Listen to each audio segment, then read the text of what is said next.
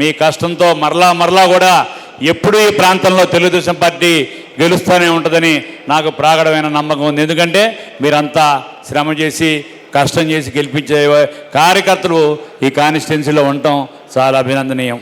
రానున్న కాలంలో తప్పకుండా మన సమిష్టిగా శ్రమించి మీరు ఇందాక స్థానిక నాయకులు మేయర్ పీఠం కానివ్వండి, లోకల్ పంచాయతీలు కానివ్వండి, రానున్న జెడ్పీ చైర్మన్ కానివ్వండి, అన్నీ కూడా తెలుగుదేశం పార్టీ కైవసం చేసుకోవాలని చెప్పి, అట్లాగే మీకు ఇప్పుడు కొంతమందికి కార్యకర్తలకి కొన్ని పదవులు రాకపోవచ్చు. ఆ పదవులు కూడా తొందరలోనే మన కళ్యాణదుర్గంలో లోకేష్ గారు చెప్పారు, ఇప్పుడు నాయకుల కన్నా కూడా నా కార్యకర్తలే ముఖ్యం, ఈ పార్టీ కార్యకర్తలే మైనార్టీలది, ఎస్సీలది, బీసీలది, బడుగు బలైన వర్గాలకి చెందింది ఈ పార్టీ. నేను ఏ కాన్స్టిట్యున్సీకి వచ్చినా ఫస్ట్ కార్యకర్తలనే కలుస్తానని చెప్పి ఆ విధంగా కళ్యాణదుర్గంలో గారు కలిసిన విషయం మనందరికి తెలిసిన విషయమే. అట్లాగే మీకేమైనా ఇబ్బందులున్నా తప్పనిసరిగా స్థానిక నాయకులతో మాట్లాడండి. అట్లాగే పార్టీ యంత్రాంగం ఉంది, స్టేట్ పార్టీ ఆఫీస్ ఉంది. తప్పనిసరిగా ప్రతి ఒక్క కార్యకర్తకి బాధ్యతాయుతంగా చేయాల్సిన పని ఉంది.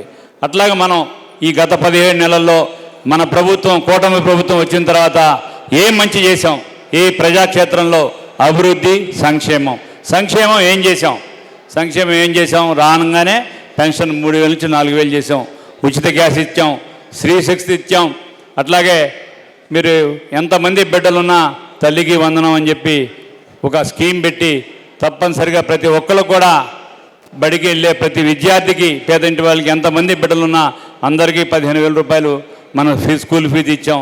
అట్లాగే వివిధ రైతు బంధు ఇచ్చాం, చాలా కార్యక్రమాలు చెప్పాము. మన మేనిఫెస్టోలో చేయని కార్యక్రమాలు కూడా దీంట్లో చేసాం. సూపర్ 6 మనం ఏవైతే ఇచ్చామో, మన అనంతపురం పట్టణంలో సూపర్ హిట్ కార్యక్రమాన్ని చేపట్టినందుకు మీరందరూ ఆ యొక్క ఇంతవరకు రాష్ట్రంలో కనువిరి ఎరగని స్థాయిలో ఈ తెలుగుదేశం పార్టీ అనంతపురం సభ బ్రహ్మాండంగా జయప్రదం చేసిన మీ అందరికి కూడా ప్రత్యేకమైన ధన్యవాదాలు చేస్తున్నా. ఎంతోమందికి, కొన్ని లక్షల మందికి ఎంప్లాయ్మెంట్ వస్తుంది.